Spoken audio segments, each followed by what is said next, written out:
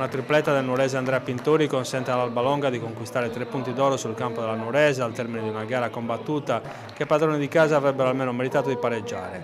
La prima occasione della gara arriva all'11° con Molino con un tiro da fuori deviato da un difensore che per poco non finisce all'incrocio. Faiella è costretto al miracolo. L'Albalonga gioca in maniera ordinata ma è la Nuorese a fare la partita con gli ospiti che si limitano a ripartenze puntando sulla velocità di Pintori. Sugli sviluppi di un calcio d'angolo al 25° Molino la posizione defilata coglie la traversa al portiere battuto. La prima svolta della gara arriva al 30°, Pintori entra in area, Scintu cerca di anticiparlo e lo tocca, per l'arbitro il rigore. Sul dischetto ci va lo stesso Pintori che con un tiro angolato alla destra di Frasca segna l'1-0. Al 32° viene annullato un gol in girata di Pujeddu per fuorigioco millimetrico. Il pareggio della Nuorese è nell'aria, oltre che meritato, e arriva al 37° con Scintu di testa su corner di Cadao.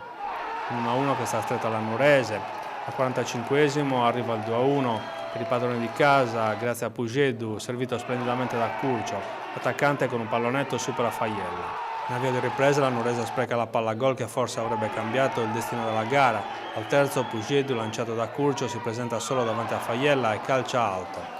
Un minuto dopo l'Albalonga pareggia, ancora sul rigore, contatto in aria tra Tupponi e Pintori con l'attaccante che finisce a terra. Per l'arbitro il rigore, dal dischetto Pintori spiazza Frasca.